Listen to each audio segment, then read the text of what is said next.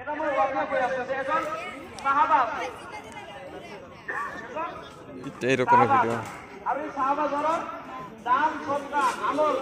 আছে কি আমার এজন মানুষ সপ্তাহ কোরআন তেলাওয়াত করেছে কোরআন খতম করেছে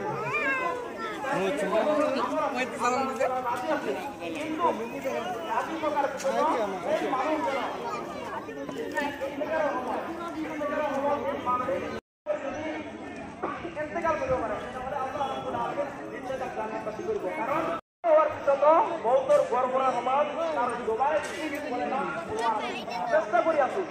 যে বলে না হওয়ার কারণে চেষ্টা করেছো কিন্তু বলে না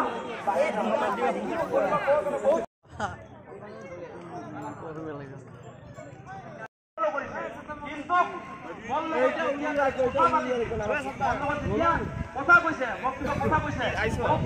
সুরত কৈছে তার মানে যেতিয়া কোনো কথা কৈছে মনত আঘাত হোৱা নাছিল আৰু কথা কৈছে মোৰ মনত বহুত আঘাত আছে মই তাক মাফ কৰিব নোৱাৰো তাৰপিছত ক'লে যে তেনেহ'লে সাহাবাসকলক ক'লে তোমালোকে শুকনা খৰি যোগাৰ কৰা তাক কি কৰিম জিন্দা অৱস্থাত জ্বলাই দিম তাৰ কাৰণে কিহৰ কাৰণে তাই যদি কৰে মা ইমানদাৰ হয় যদি কবৰত যাব নোৱাৰে তেনেহ'লে আল্লাহ তাক জাহান্নামত দিব জাহান্নামত দোজখ খাটিব লাগিব তাৰপিছত জিন্দা অৱস্থাত তাৰ মাৰ চকুৰ সামনেতে তাই জাহান্নামত জ্বলুক কেনেকৈ অৱস্থা তাৰপিছত তাৰ মা কি ক'লে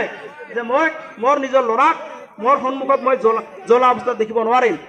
মই ল'ৰাক মোৰ অন্তৰৰ পৰা তাক মাফ কৰি দিলো আৰু যেতিয়াই কৈছে মই মাফ কৰি দিলো আল্লাহ পানী আহিলে পানী পৰে নেকি কিন্তু এইখন আমাৰ খবৰ নাই কিন্তু নিজে বহুত আমাৰ সকলোৰে সময় আছে আমি আমাৰ বাবা মাক আমি কি কৰো আঁকোৱালি লওঁ নিজৰ লগত আমি লওঁ কিন্তু যদি